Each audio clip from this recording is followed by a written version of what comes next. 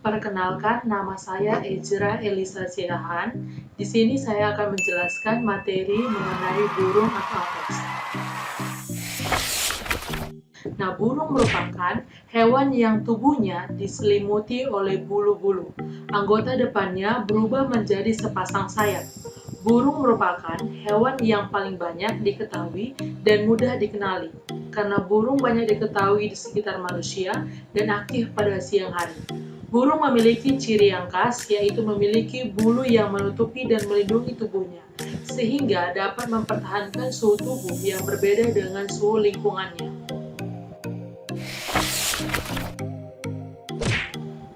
Burung adalah anggota kelompok hewan bertulang belakang atau disebut dengan vertebrata yang memiliki bulu dan sayap. Fosil tertua burung ditemukan di Jerman dan dikenal sebagai Archaeopteryx.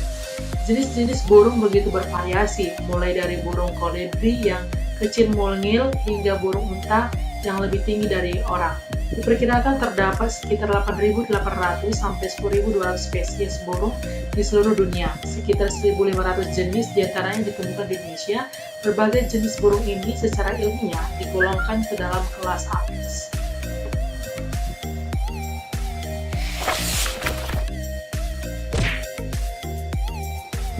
Nama kelas Apes berasal dari bahasa Latin, dan ilmu yang mempelajari burung dinamakan ornitologi.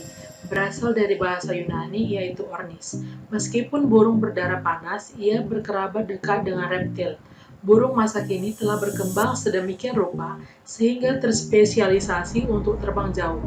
Bulu-bulunya, terutama di sayap, telah tumbuh semakin lebar, ringan, kuat, dan tersusun rapat. Bulu-bulu ini juga tersusun sedemikian rupa sehingga mampu menolak air dan memelihara tubuh burung tetap hangat di tengah udara dingin. Tulang belulangnya menjadi semakin ringan karena adanya rongga-rongga udara di dalamnya, namun tetap kuat menopang tubuh.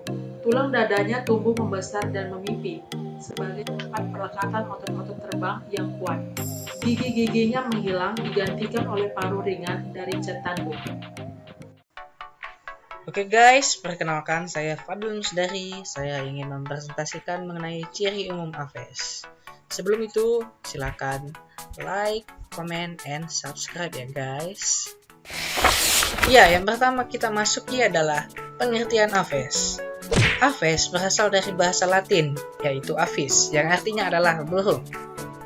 Nah, ilmu yang mempelajari tentang burung adalah ornitologi, yang berasal dari kata ornis, yaitu burung, dan logos, yaitu ilmu. Apes merupakan satu-satunya kelas hewan vertebrata yang bersifat homogenus.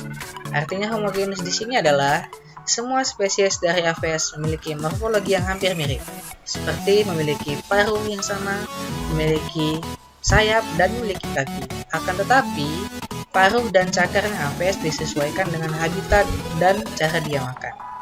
Sehingga Apes ini termasuk kelas yang dapat diidentifikasi dengan baik. Berikut adalah contoh-contoh dari Apes.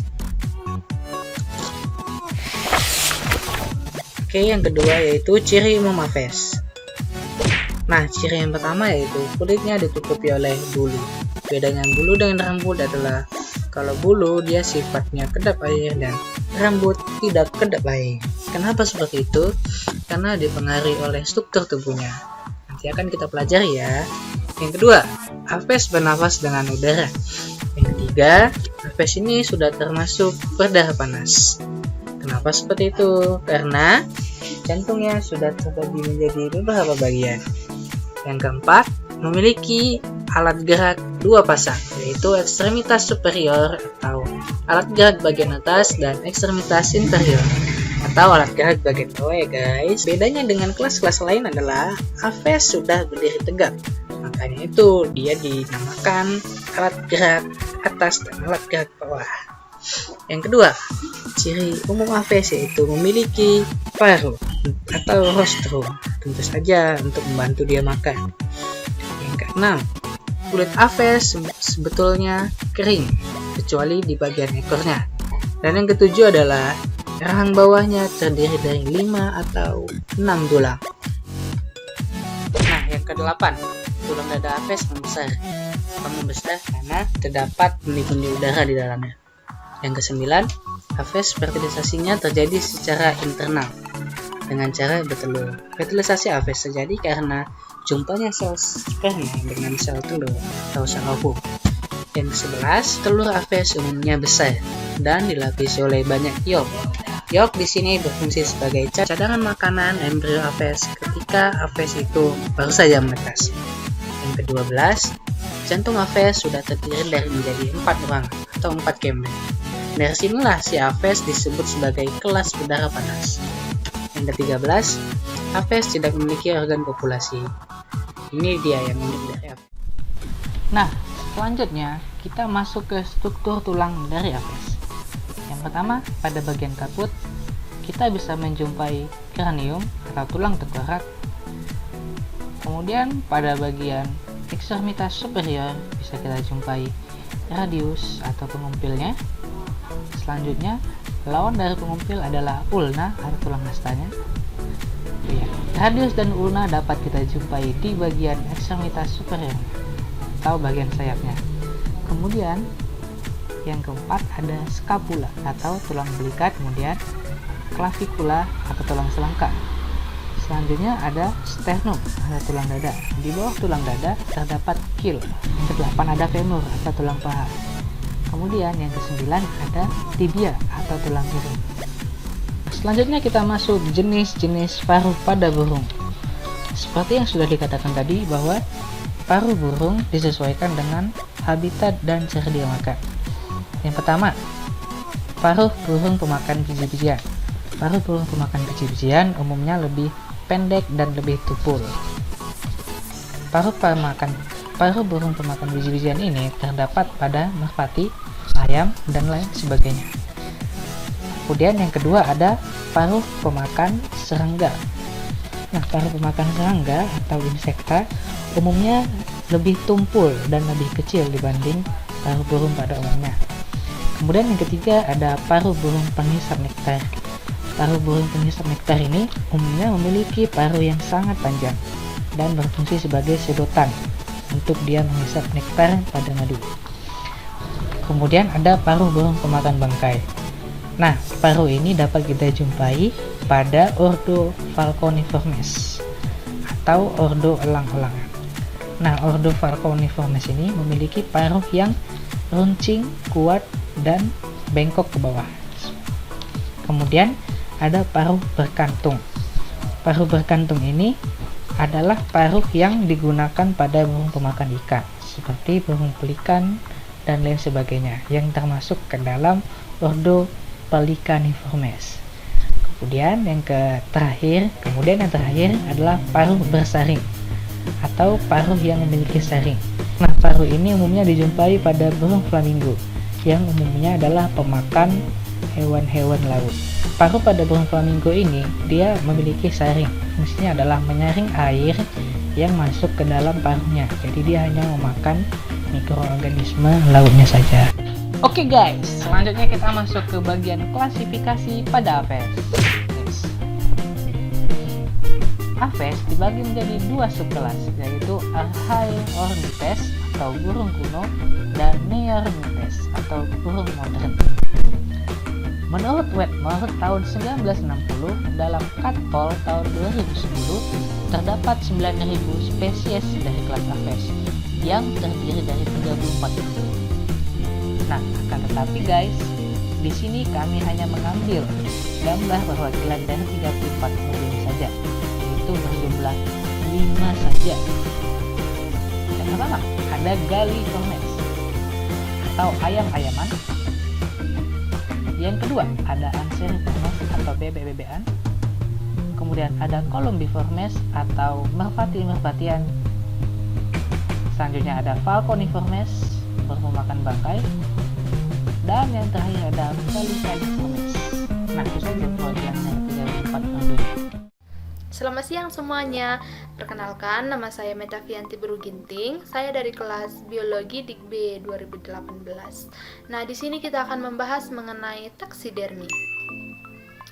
Di materi taksidermi ini kita akan membahas tentang pengertian dari taksidermi, kemudian alat bahan. Yang perlu digunakan dalam pembuatan taksidermi, lalu hal-hal penting atau langkah-langkah penting yang perlu diperhatikan dalam pembuatan taksidermi, dan terakhir kita akan membahas mengenai keunggulan. Apa sih pengertian dari taksidermi itu? Mana saya tahu, saya kan nggak tahu. Taksidermi adalah istilah pengawetan untuk hewan pada umumnya. Dan di sini kita akan bahas taksidermi pada khususnya seperti pada aves. Nah, di taksidermi aves ini kita biasanya menggunakan preparat seperti ayam, burung, bebek, dan juga itik. Di taksidermi ini organ dalam si hewan tersebut akan dikeluarkan, kemudian diisi kapas dan dijahit sehingga bentuknya itu sama seperti pada saat dia hidup. Nah, taksidermi sendiri berasal dari bahasa Yunani. Taksi yang artinya perawatan, kemudian dermis yang artinya kulit.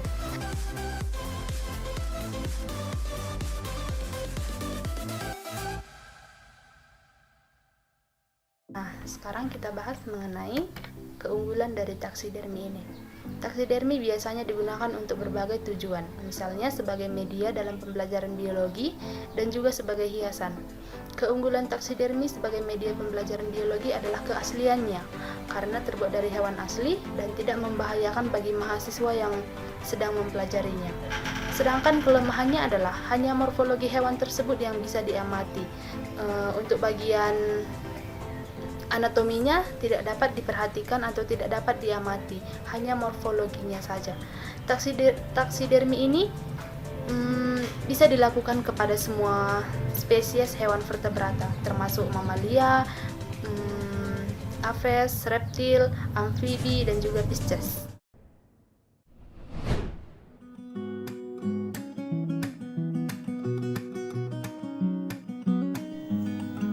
Alat dan bahan pembuatan taksidermi.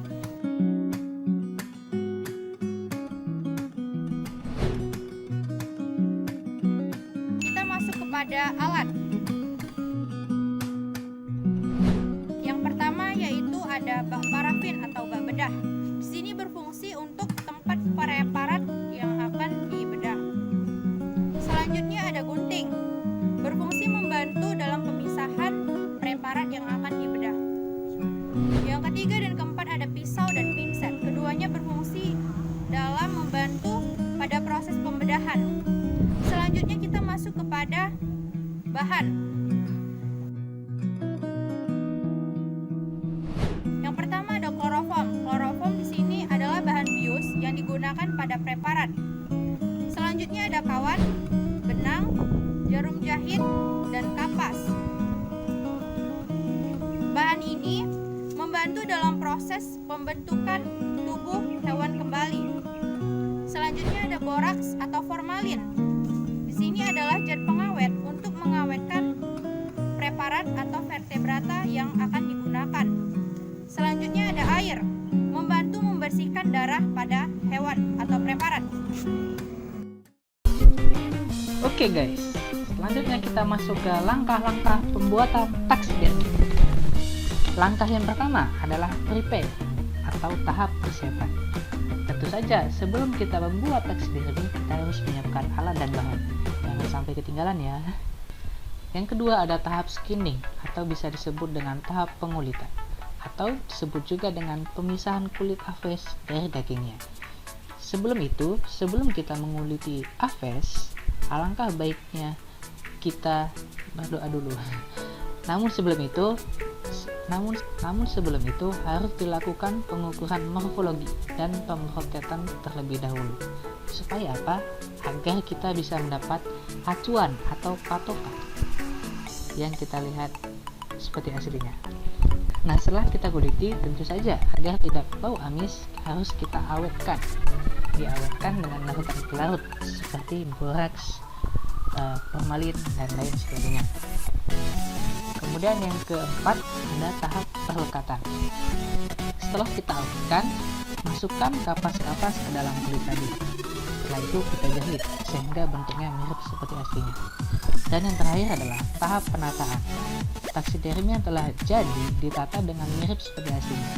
Dalam hal ini, Aves, maka taksidermi itu harus diposisikan dengan merentangkan kedua sayapnya agar rata, agar bisa diamati morfologinya dan mirip seperti aslinya.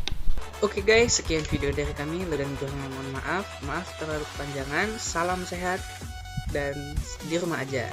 Oke, bye bye.